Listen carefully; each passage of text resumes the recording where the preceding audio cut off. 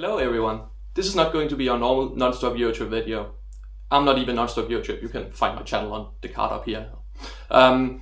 He's let me post this video on his channel to publicly shame SJ, the Swedish railway company, and show how appalling their handling of what was a simple minor operational incident has turned into them breaking the law when it comes to compensation and when it comes to onward travel regulations. They lied to their customers as well and have outright denied that this incident even happened in the first place.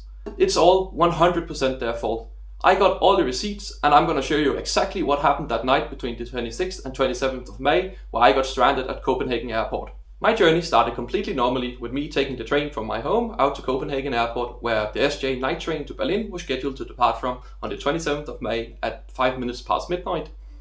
I had pre-booked my ticket on the SJ website months in advance, gotten confirmation from their email service, got the ticket in their app as well, and it was all looking good, and I could see live updates from the train in Sweden in the SJ app. I arrive at the airport and I check the departure boards. The train is not even on the board, but there is a mystery night train to Austria with the wrong train number and the wrong departure time listed. But in Copenhagen Airport, the trains to Sweden and Germany can only really leave from track 2, so I just head down there and wait. So I go down to platform number 2 and I stand here just looking at this mysterious night train ticking up with a delay. Again, I'm not even sure if it's my train, but we'll just hope an SJ night train turns up at some point. At around 10 minutes to 1, SJ night train finally turns up, but to my surprise, it doesn't stop at the station. It just runs right through, non-stop, without picking me or any of the other passengers up, as evident by the picture here and here. The train was here, we couldn't get on. Well, so after the train runs through the platform non-stop, I walk along the length of the platform to see if any other passengers are waiting. Turns out we have 3 others awaiting, but the one passenger has already left, so we are now 3 left at the platform. We checked the SJ website to try and find some help on what to do, because there's no staff at the station at this hour, and we find their 24/7 phone number for their customer support. I call their customer support hotline and get through to agent very quickly, who says he's gonna look into it and just places me on hold. I wait on hold for around 15 minutes, hoping he'll get back to me with some kind of information on how to continue my journey. But after 15 minutes, the phone call gets cut, and we're just left here with no help. I stay at the platform for a little while, hoping he might call back. It could have been a technical error, or he might have hit the hang up button by mistake, but no, nothing. This leaves us basically with 2 options, because the next SJ train is not going to be for another couple of days because of the night train being cancelled due to tech works in Denmark the following days. So the only real alternative to continue the journey is either get a flight in the morning or take the overnight intercity train to Fredericia and then continue to Germany from there. So my fellow passengers decide to book a ticket on the intercity train to Fredericia and then onwards to Germany, thinking, yeah, alright, that's the next available option. SJ will easily compensate that. They even have to do it by EU law, which we'll dive into later in the video. No problem. Yeah, well, this is where this issue gets even worse. Yeah, so from now on you would just think it'd be a simple case for the customer support to handle. You booked replacement transportation and you'd be on your way, and SJ will just reimburse you for it, as per EU regulations. But holy fuck, we were wrong. Let's take a closer look at the conversations SJ's customer service had with the other passengers that night and what followed, because this is simply outrageous and illegal. Let's dive into the regulations. As we can see from Chapter 4, Article 16, passengers shall immediately have the choice of either reimbursement of the full ticket cost or continuation or rerouting under comparable transport conditions, either at the earliest opportunity, like DSB train to Fredericia, or at the passenger's convenience. The wording is very clear, it's either option A, B or C, not just option A, and taking the train to Germany is clearly a continuation at the earliest opportunity, so it's illegal for SJ not to provide the option to take the next train to Germany, especially considering that their customer service was unable to advise on this at the time of making the decision. Article 17 also clearly states that when a delay of 120 minutes or more, 50% of the ticket price is owed as compensation.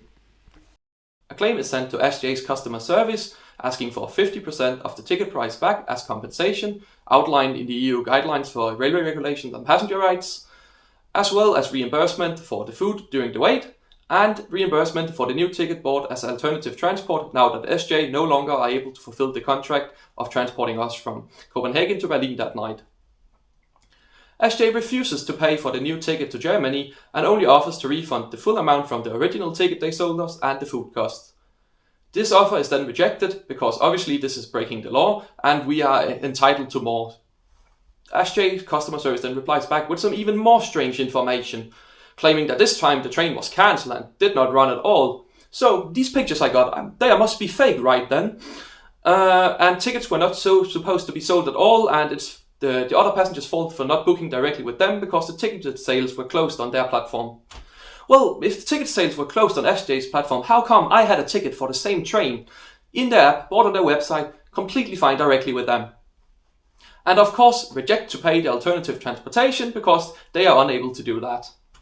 SJ then proceeds to only reimburse the original ticket for their train, as well as the food cost, despite the offer being rejected clearly and stated that it's against the EU law. And I quote from the email, "We can then not also replace the new trip as it will then be a free trip for you." No, then replace the alternative transportation as you're legally required to, SJ. It's not that hard.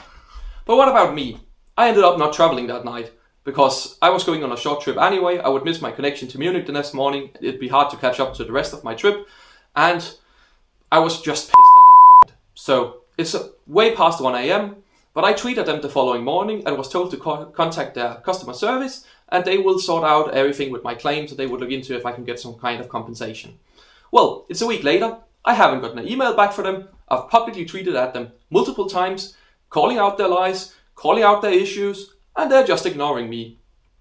Obviously, SJ is not required to compensate me for my lost trip, but I feel like at this point, some kind of acknowledgement of it happening and an apology is the very, very least they could do. I don't care about the money. I care about making sure when things go wrong on the railway that at the very least the train companies follow the very relaxed railway regulation rules for compensation and onward travel. What SJ has done is illegal, unprofessional and straight up shameful. And I hope SJ and the Swedish government by extension are ashamed of how they have treated their passengers that night. This night train is even subsidized by the Swedish government and they are delivering this kind of crap. And honestly, it hurts me so much to have to make this video and shine such a negative light on rail travel because it's something I love. It's my favorite way of getting around. And 99% of the time, it's great. But we gotta make sure that the railway companies are held accountable and following the law. The regulations for railways on a EU scale is already quite relaxed, especially compared to planes. We did it to the planes, we can do it to the trains as well. We need stronger regulation for compensation and onward travel, and we gotta make sure that the governing bodies in each member state is actually enforcing these rules. Thanks for watching. Once again, thank you so much to Nonstop Eurotrip for letting me post this video on his channel so more people could see just how bad SJ have handled this.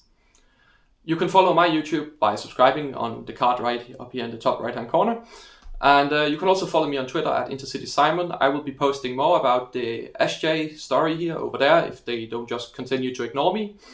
And once again, thank you so much for watching.